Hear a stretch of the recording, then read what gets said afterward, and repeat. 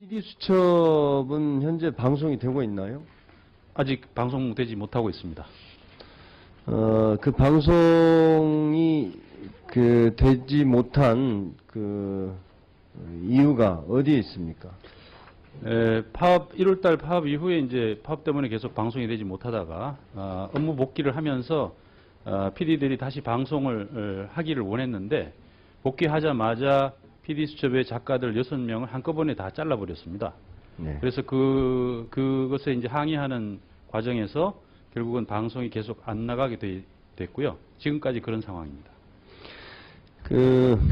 PD수첩은 정말 오랜 시간 동안 우리 국민들에게 그 사회의 어두운 구석에 대해서 날카롭게 그걸 파헤치고 고발해온 아주 국민들이 신뢰하는 프로그램이었습니다. 그런데 그 PD수첩에서 오히려 이 김재철 사장이나 정부에서 공정성을 문제 제기했지 않습니까? 네. 그것에 대해서 어떻게 생각합니까? 좀 사례를 들어서 좀 말씀을 해주셨으면 합니다. PD수첩의 이제 공정성을 가지고 이야기하는 부분은 저희들이 볼 때는 굉장히 논리에 맞지 않다고 생각합니다. 일관되게 지금까지 이제 PD수첩 2011년, 2012년 동안에 불방이 되거나 취재 저지를 통해서 방송이 되지 못한 사안들이 10여 개 사안들이 있는데요. 이 10여 개 사안들이 거의 모두 다 현재의 이명박 정부에 대한 비판, 견제하는 그러한 아이템들에 대해서 불방을 하고 취재 저지를 했습니다.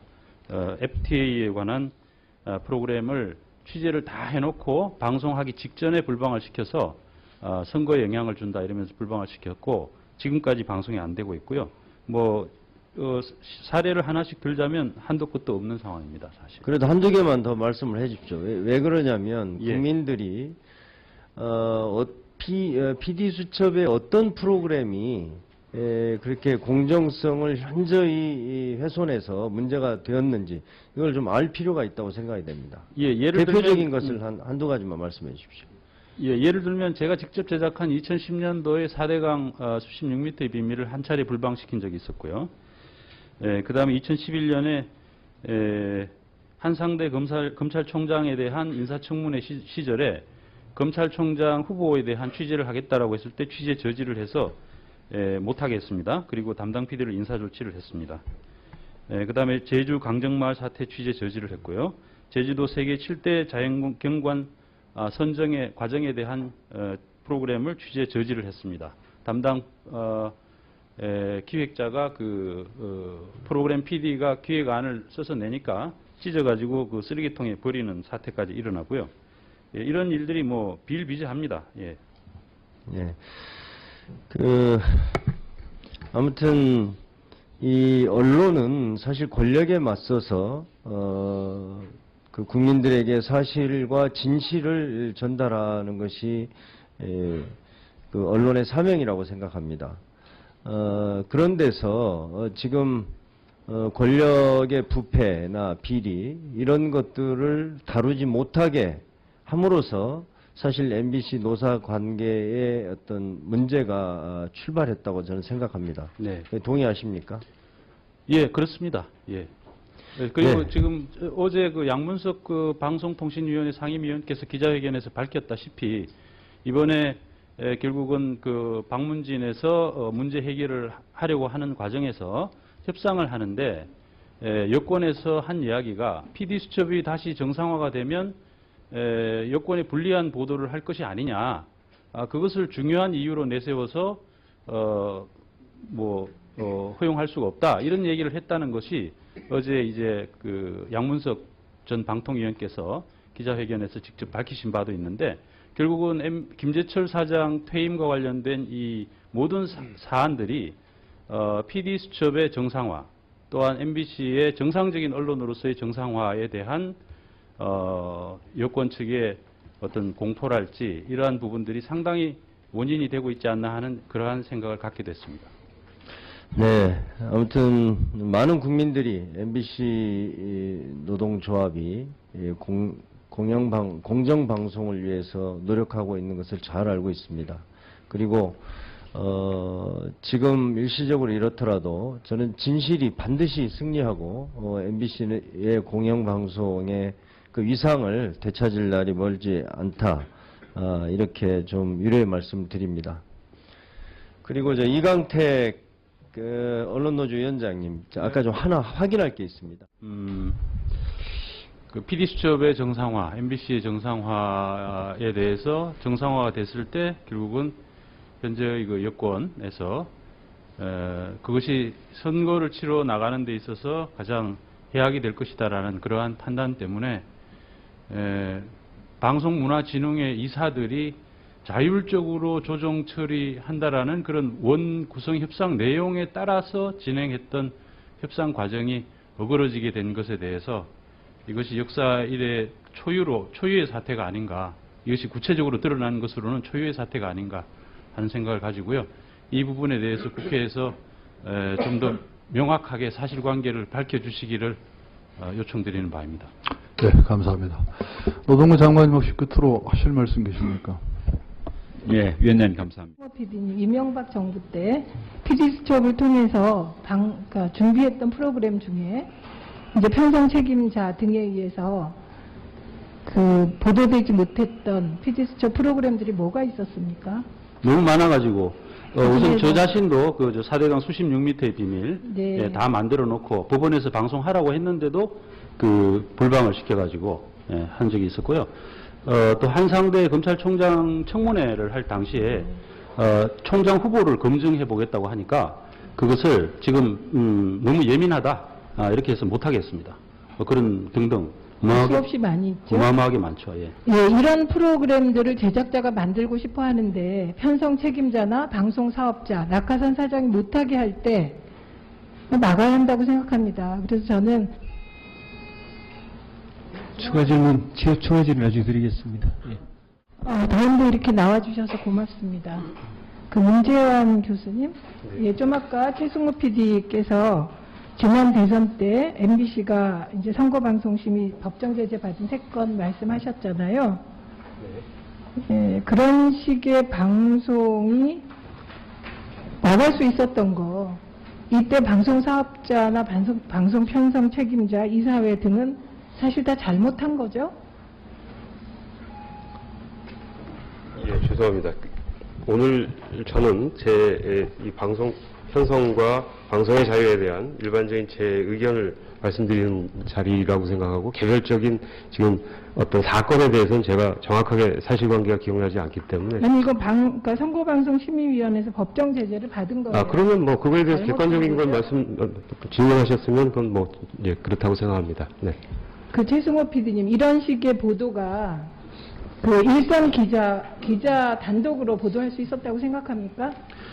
뭐 지금 방송사의 보도 체제를 보면 그 일선 기자의 단독 의도나 의사를 가지고 방송할 수 없습니다. 그 데스크에 뭐 어떤 그 아이템을 결정하는 과정에서도 데스크 의지가 작용하는 것이고 방송 나가는 과정에서도 데스크가 작용하는 것이고 예. 최종적으로 다 보고 나가는 거죠. 예, 그래서 양심적인 기자가 이런 식의 보도 아이템을 거부할 수 있는 권한 역시 필요하지 않겠습니까? 공정한 보도를 하기 위해서 일정한 권위가 사내에서 부여돼야 되지 않겠습니까? 지금 이제 그동안 거부를 많이 해서 전부 다 인사조치 당하고 징계당했습니다. 네, 그래서 제가 이번에 이 보도 관련 이제 법안을 내게 된 것도 바로 이런 이명박 정권 하에서 벌어졌던 그 정권 차원의 방송 장악, 그리고 낙하산 사장이 임명한 편성 책임자에 의해서 자행된 그런 직접적인 언론 자유, 방송 자유 침해를 막기 위한 것입니다.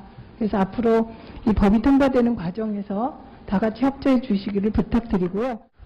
전 문화방송 PD이신 최승호 진술인님 진술 부탁합니다. 예, 전 MBC PD입니다. 최승호라고 합니다. 예, 오늘 저를 부르신 이유는 이제 실제로 방송 제작의 자율성이 어느 정도로 침해되고 지금 현실이 어떤가 하는 부분에 대해서 좀 피부에 와닿게 이야기해 달라는 그런 말씀으로 제가 알아듣고 그 말씀부터 좀 시작을 해서 말씀드리겠습니다. 여기 지금 제가 의견 진술서에 이게 써놓은 부분에 보면 MBC와 KBS 요즘 상황에 대해서 제가 좀 써놨습니다. MBC 같은 경우에 그 컬투의 베란다 쇼라는 프로그램이 방송되고 있는데, 이 베란다 쇼가 일종의 이제 풍자 프로그램인데, 고위공직자의 병역 문제를 이제 다루려고 하니까, 거기에 대해서 고위공직자 병역 문제가 여야 쟁점이 됐기 때문에 다룰 수 없다. 이렇게 이제 간부들이 이제 못하게 하는 그런 결과가 있었고요.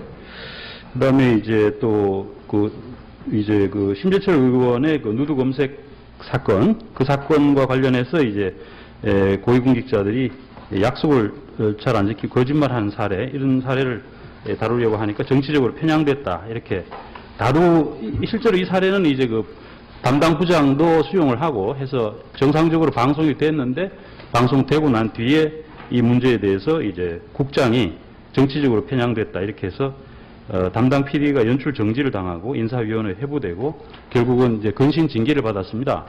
이제 방송 내용에 대해서 이러저러한 여러 가지 이제 평가는 할 수 있겠지만은, 실제로 이 부장의 그 데스크에 의해서 정상적인 상태로 방송이 나갔는데도 이후에 이제 징계를 하는 사례는 사실 이거 굉장히 어떤 회사 조직에서는 보기 어려운 그런 상황입니다. 그리고 KBS 같은 경우는 제가 잘 모릅니다만, 최근에 그 윤창중 보도지침 사건이라든지 윤창중 전 청와대 대변인 영상을 태극기 있는 브리핑룸 영상 쓰지 말라고 한다든지, 또 그 비타민이라는 프로그램의 아나운서를 교체를 하면서 담당 PD 제작진한테 당일날 1시간 전에 통보를 한다든지, 그래서 그 제작자들의 제작 자율성이 이제 완전히 무시가 되고, 간부나 경영진이 실제로 이제 제작의 거의 중요한 부분들을 다 결정을 하고 하달을 하는 이런 시스템이 지금 공고해지고 있는 것을 보여주고 있습니다. 이것은 이제 지금 현재의 모습입니다만, 제가 이제 좀 더 근본적으로 이 문제의 심각성을 말씀드리기 위해서 지난 대선 과정에서 일어났던 일들에 대해서 조금 추가로 말씀드리겠습니다.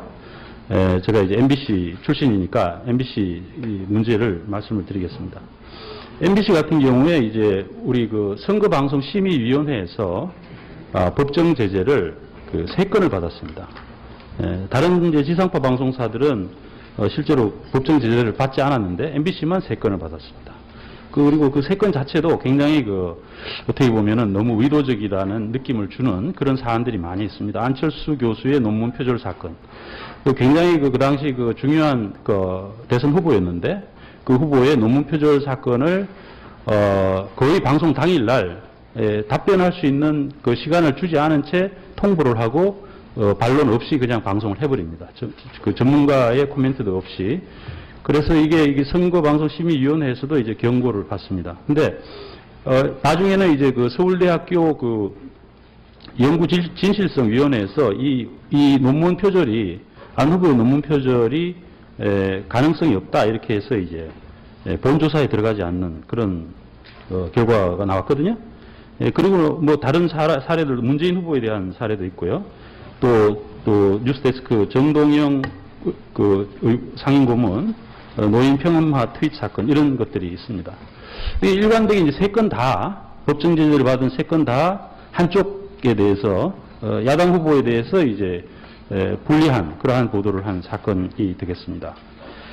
이런 부분들은 저희들이 생각할 때 방송 종사자로서 우리 민주주의의 가장 중요한 이벤트인 선거, 대통령 선거의 과정을 공영방송이 현저히 편파적인 보도를 함으로써 민주주의가 제 기능을 발휘하지 못하도록 하는 이런 행태였다, 이렇게 생각을 합니다. 굉장히 자조적으로 생각하고 있고, 근데 이제 문제는 이러한 문제가 있었음에도 불구하고 이 당시에 이제 이 보도를 주도했던 당시 정치부장이 지금 현재도 MBC 보도국장을 하고 있고, 승진을 해가지고 보도국장을 하고 계시고, 또 그 당시 보도본부장이 그대로 지금도 보도본부장 하고 계신다는 것입니다. 이러한 현실이 무엇을 말해주는 것인가? 저는 이제 아까 이제 우리 김대우 교수님께서 이러한 방송사 내부의 문제를 국회에 와서 이렇게 이야기하는 것이 맞지 않고 방송사의 자유를 제약하는 것이다라는 말씀의 취지에 대해서는 제가 전적으로 동감하면서도, 이 부분이 방송 자체가 지금 너무나 정치화되어 있기 때문에 방송사 내부적으로 해결할 수 없는 상태에 왔다는 것입니다. 방송사의 이제 이사회가 제대로 기능해야 된다는 말씀도 하셨는데, 이사회가 제 기능을 하지 못한 지는 오래됐습니다. 지금 이제 아시다시피 김재철 사장님에 대한 여러 가지 문제점들이 드러났기 때문에 저희들이 이제 MBC 구성원들이 심지어는 뭐 파업까지 했고, 정치 파업이라는 비판도 있었습니다만, 사실 근로자들이 월급을 안 받겠다라고 각오를 하면서 170일 동안 파업을 한다는 것이 무슨 특정 정치적인 목적을 위해서 행한다라는 것이 저는 그건 본질을 좀 벗어난 문제라고 생각을 합니다. 그 당시에 결국은 이제 많은 이러한 편파 보도가 있었고, 편파 보도를 그냥 그대로 교정하고 그만 놔두는 것이 오히려 더 정치적인 상황이었기 때문에 파업에 들어갔고 그랬는데, 그러한 과정에서도 많은 문제들이 제기됐지만 그 당시 박문진 이사회에서는 일체 그 문제에 대한 해결 노력을 보여주지 않았습니다. 뭐 하다못해 김재철 사장한테 이러한 문제들이 계속되면 경고를 한다든지, 앞으로는 해임할 수도 있다든지, 당신의 지금 현재 경영권 행사는 상당히 문제점이 있다든지, 이러한 부분들을 이렇게 하기보다는 오히려 경영권을 행사를 잘 하고 있다, 이렇게 해서 결국은 막대한 희생을 치르면서 일방적으로 이제 구성원들을 몰아붙이는 이런 일조를 했던 것이거든요. 그리고 해임안을 여러 차례 부결을 시켰습니다. 이러한 상황에서 이 방송사 내부의 거버넌스 자체가 굉장히 정치화되어 있는 이런 상황 속에서 결국은 제작 자율성을 보장하기 위해서 일정 부분의 어떤 법적 근거를 만들고 강화시켜서 제작자들을 보호하는 것이 문재환 교수님이 말씀하신 방송의 다양성을 확보하는데 도움이 될 수밖에 없는 그런 상황까지 지금 왔다는 그런 말씀을 드리겠습니다. 어떻게 할 것이냐, 이게 지금 편성 규약을 강화하는 부분에 대해서 법안들이 많이 제출되어 있기 때문에 제가 봤을 때는 46페이지에 이제 편성위원회 동의로서 편성 책임자를 임명하는 조항들이 있는데, 이런 부분들이 저는 충분히 너무 극단적인 특정한 이념 경향에 편향되어 있는 그러한 사람이 편성 책임자가 되는 것을 일정 부분 제약하는 그런 효과가 있지 않을까 하는 그런 생각을 해봅니다. 한편으로는 이제 실제 보도나 제작의 실무를 책임지는 분들이 권한이 크고 한데, 실제로 일선 언론사들의 임명 동의제라든지 추천제라든지 심지어는 직선제 같은 언론사에서 활용하고 있는 제도들이 많이 있는데, 이런 임명 동의제나 평가제 같은 것을 좀 둘 수 있는 근거 규정을 만들면 어떨까 하는 거고요. 그다음 편성위원회에서 이제 노사 동수기 때문에 조정이 안 될 경우에 조정위원회, 외부 인사가 참여한 조정위원회를 구성을 의무화하는 것은 일리가 있다. 그리고 규정을 실제로 이행을 안 했을 때 거의 지금 사실 노사 공방협에서도 어떤 잘 합의가 안 될 뿐만 아니라 돼도 이렇게 이행하지 않는 경우가 많습니다. 이랬을 때 이제 어떤 법적인 어떤 과태료라든지 이런 강제를 할 수 있는 이런 근거 규정이 있다면 도움이 될 걸로 그렇게 생각하고 있습니다.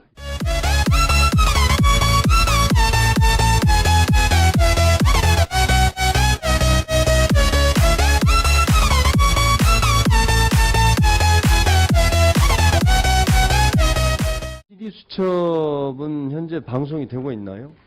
아직 방송되지 못하고 있습니다. 그 방송이 되지 못한 이유가 어디에 있습니까? 1월달 파업 이후에 이제 파업 때문에 계속 방송이 되지 못하다가 업무 복귀를 하면서 PD들이 다시 방송을 하기를 원했는데, 복귀하자마자 PD수첩의 작가들 6명을 한꺼번에 다 잘라버렸습니다.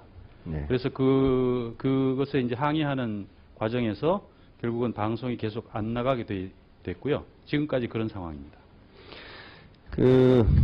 PD수첩은 정말 오랜 시간 동안 우리 국민들에게 사회의 어두운 구석에 대해서 날카롭게 그걸 파헤치고 고발해온 아주 국민들이 신뢰하는 프로그램이었습니다. 그런데 PD수첩에서 오히려 이 김재철 사장이나 정부에서 공정성을 문제 제기했지 않습니까? 네. 그것에 대해서 어떻게 생각합니까? 좀 사례를 들어서 좀 말씀을 예. 해주셨으면 합니다. PD수첩의 이제 공정성을 가지고 이야기하는 부분은 저희들이 볼 때는 굉장히 그 논리에 맞지 않다고 생각합니다. 일관되게 지금까지 이제 PD수첩 2011년, 2012년 동안에 불방이 되거나 취재 저지를 통해서 방송이 되지 못한 사안들이 10여 개 사안들이 있는데요. 이 10여 개 사안들이 거의 모두 다 그 현재의 그 진실을 전달하는 것이 그 언론의 사명이라고 생각합니다. 그런 데서 지금 권력의 부패나 비리 이런 것들을 다루지 못하게 함으로써 사실 MBC 노사 관계에 어떤 문제가 출발했다고 저는 생각합니다. 네. 동의하십니까? 예, 그렇습니다. 예. 그리고 네. 지금 어제 그 양문석 그 방송통신위원회 상임위원께서 기자회견에서 밝혔다시피 이번에 결국은 그 방문진에서 문제 해결을 하려고 하는 과정에서 협상을 하는데 여권에서 한 이야기가 PD수첩이 다시 정상화가 되면 여권에 불리한 보도를 할 것이 아니냐. 그것을 중요한 이유로 내세워서 허용할 수가 없다. 이런 얘기를 했다는 것이 어제 이제 그 양문석 전 방통위원께서 기자회견에서 직접 밝히신 바도 있는데 결국은 김재철 사장 퇴임과 관련된 이 모든 사안들이 PD수첩의 정상화 또한 MBC의 정상적인 언론으로서의 정상화에 대한 여권 측의 어떤 공포랄지 이러한 부분들이 상당히 원인이 되고 있지 않나 하는 그러한 생각을 갖게 됐습니다. 네, 아무튼 많은 국민들이 MBC 노동조합이 공정방송을 위해서 노력하고 있는 것을 잘 알고 있습니다. 그리고 지금 일시적으로 이렇더라도 저는 진실이 반드시 승리하고 MBC 이명박 정부에 대한 비판, 견제하는 그러한 아이템들에 대해서 불방을 하고 취재 저지를 했습니다. FTA에 관한 프로그램을 취재를 다 해놓고 방송하기 직전에 불방을 시켜서 선거에 영향을 준다 이러면서 불방을 시켰고 지금까지 방송이 안 되고 있고요. 사례를 하나씩 들자면 한도 끝도 없는 상황입니다, 사실. 그래도 한두 개만 더 말씀을 해 주십시오. 왜 그러냐면 예. 국민들이 PD수첩의 어떤 프로그램이 그렇게 공정성을 현저히 훼손해서 문제가 되었는지 이걸 좀 알 필요가 있다고 생각이 됩니다. 예, 예를 대표적인 들면, 것을 한두 가지만 말씀해 주십시오.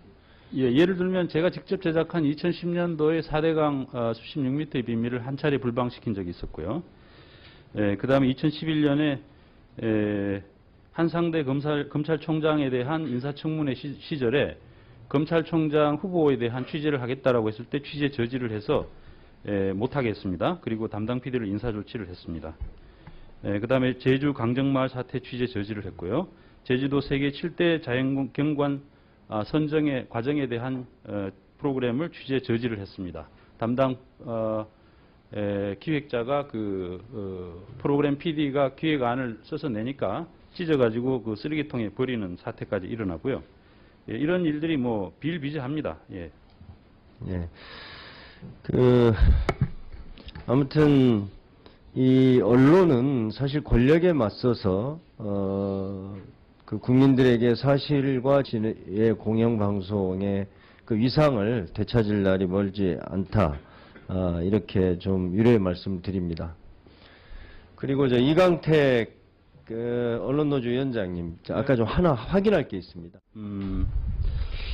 그 PD수첩의 정상화, MBC의 정상화에 대해서 정상화가 됐을 때 결국은 현재의 그 여권에서 그것이 선거를 치러 나가는 데 있어서 가장 해악이 될 것이다라는 그러한 판단 때문에 방송문화진흥회 이사들이 자율적으로 조정 처리한다라는 그런 원 구성 협상 내용에 따라서 진행했던 협상 과정이 어그러지게 된 것에 대해서 이것이 역사 이래 초유의 사태가 아닌가, 이것이 구체적으로 드러나는 것으로는 초유의 사태가 아닌가 하는 생각을 가지고요.